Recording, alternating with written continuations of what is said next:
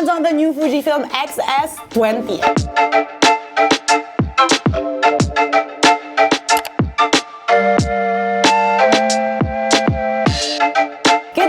Beautiful people, welcome to LAZADA's Tech, where we do tech in your life in style. Another exciting video for you guys. I'm coming at you from Bangkok, Thailand, because this is where the Fujifilm X-Summit is gonna be held. That's actually later on today.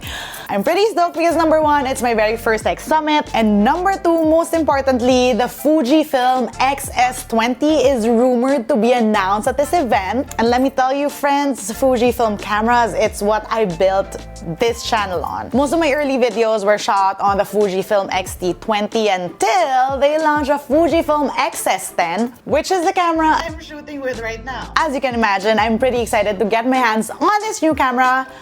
But before that, let me take you to the actual event. Let's go.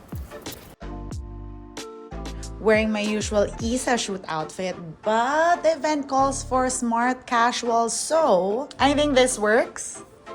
Let's go. Today's adventure.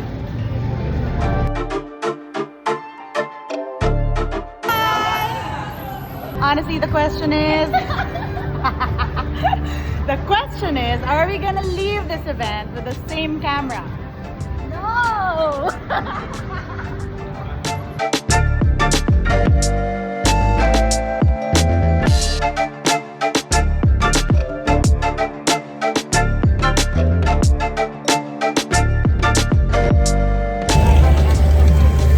Oh my God! What up, baby? Hindi na po kami babalik sa Pilipinas. Dito na kami. 5, 4, 3, 2, 1, let's go!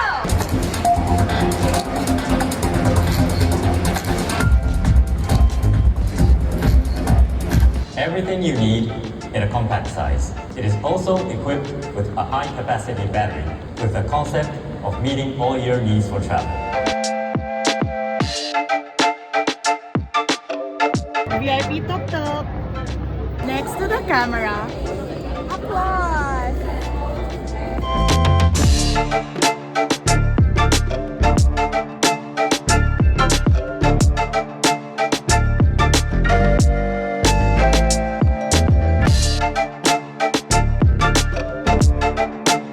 The new X-T20. Successor to the XS10 I know and love is here. This mirrorless APS-C is repping the same sensor as the XS10 but is now upgraded to a better image processor, the same more powerful one found on the X-T5. With a very similar body. Oh my gosh, it's perfect. Like, my tiny arms can carry this thing. This thing now has a vlog mode. See, it says so there on the dial itself. Basically a mode for vloggers and video creators. This allows for easy access to stuff like eye autofocus for easy focus on a person's face, background defocus, which gives you that blurred bokeh by switching to the biggest aperture setting, and finally, product priority mode, which focuses on the product nearest the camera, even when your face is in the frame. So this is the product priority mode, and it's pretty cool because, I mean, sup. But look, see that? Basically what it does, it allows you to vlog with this screen without doing that thing, the thing you do with your hands, you know, when it covers the thing because the thing has to do the thing. It focuses on the first thing that's in front of your camera. And that's pretty quick. Of course, for those who love to walk and talk, there's now 7-stop IBIS on this. And among other upgrades, we now have a USB-C port instead of a micro USB. Thank heavens. And so this camera has a bigger, better battery, supposedly longer runtime. Unfortunately for me though, because I bought extra batteries for my XS10, I wouldn't even be able to use them if I upgraded. But Fuji does claim more than double battery time improvement from the XS10 with the switch. Finally, the XS20 is compatible with other Fuji accessories like the cooling fan and the accessory tripod grip, a perfect tool for people who vlog like me. At the same event, Fuji Fuji also announced a new 8mm wide lens and something I'm equally thrilled about, the new X app. I've already updated my XS10, so let's take a quick look. So here we go, the Fujifilm X app. Let's connect my camera first. Here we go. So as you can see, it says waiting. So you're now looking at the stuff I have on my phone, and it's a whole timeline. So stuff I shot yesterday, day before that, at the Fuji event, you get the idea. So this is stuff on, remote shooting now. And you can also switch around settings from here. Switch to photo as well. And then your film simulations up here. So those two modes when your camera is connected. You also have the option to resize stuff when you download it to your phone. Change views, and what's this? Filter as well. Let's go back to the main menu and see what else we can find here. Okay, so you have remote control, backup, restore, activity. You have your timeline on here. You also have your activities on here, but I haven't actually set any of that. You have support, settings. There you go.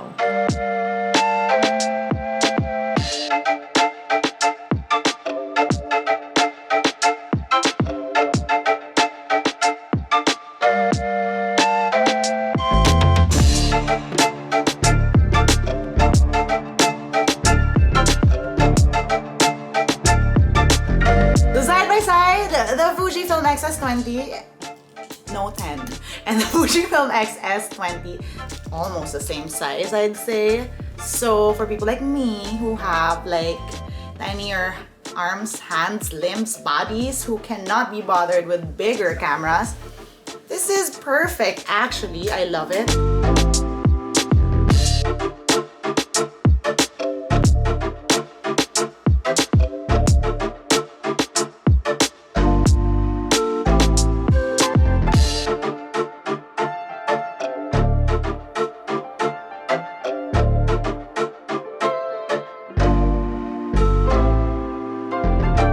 I want this camera. Uwi ko na to. So today we are doing a quick tour of Bangkok, and obviously everyone's shooting with their Fujifilm cameras. We also have someone shooting with a Fuji XS20, so let's go. So it's the new XS20. Yeah. We're trying it with a 6K. What up? Beautiful piece of equipment. Right, so today we are gonna go on a tour. We have people shooting with a Fuji XS20, and they're real photographers, so we're gonna rely on them for samples.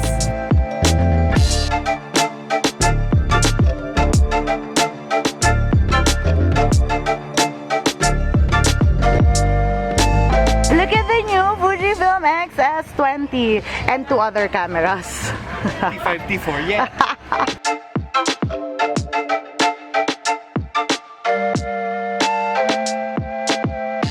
Sup, Gen Z? What's up? Neo shooting with the XS20 right now. Like, initial thoughts? I like the fact that you can really get it up close to another subject but get that dramatic ultra wide effect.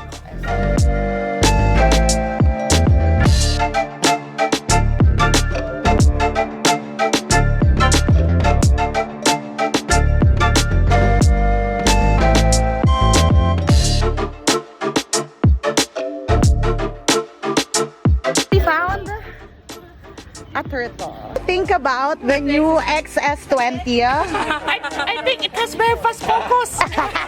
And it's so small like me. Perfect.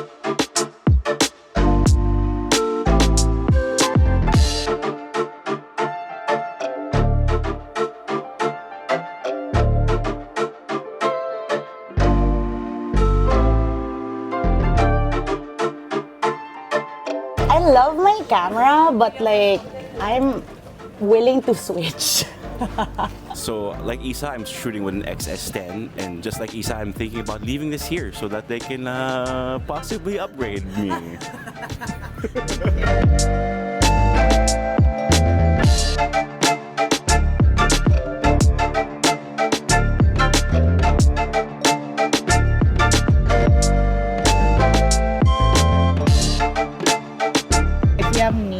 What are your thoughts about the Fuji XS20? It's a very compact camera, which Fujifilm is very known for. The processor is really faster now, way better than the XS10.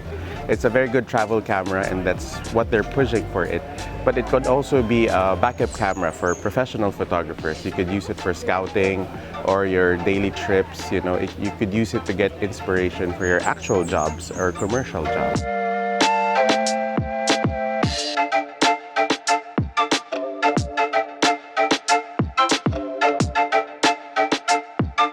From my point of view as a content creator, this is very helpful, especially the vari angle and the vlog mode, because it's super easy to focus and it's super easy to use, and the battery life is longer, so like longer content is very helpful on my end. For longer videos, I'm happy that you can attach on the fan here, and then at the same time, dials are pretty much same, and then battery life, 4 batteries to 1. Yes!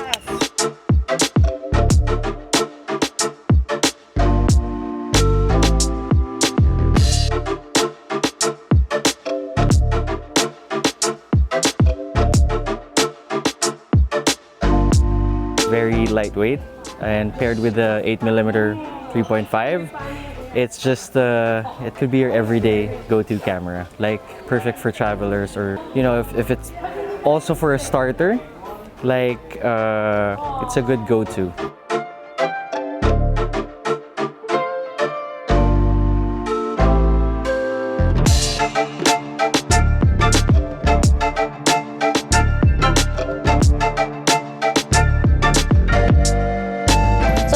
Our third stop, and Fuji has been showing us photographs from awesome photographers that were shot with the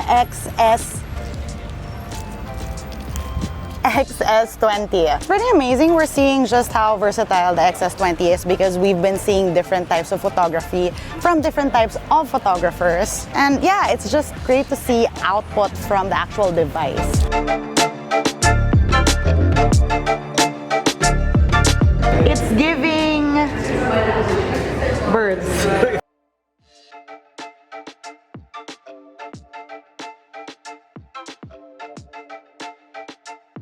And that's it for today, guys. That was our experience at the Fuji X-Summit and our first time with the Fuji XS20. Crossing my fingers, hoping I am able to get my hands on it soon so you can see more content on this camera. Let me know what you guys think. Comment down below. If you want to see how I use my tech on a daily basis, find me online. That's isadoes_ on Instagram, Twitter, and TikTok. Until the next adventure, see you!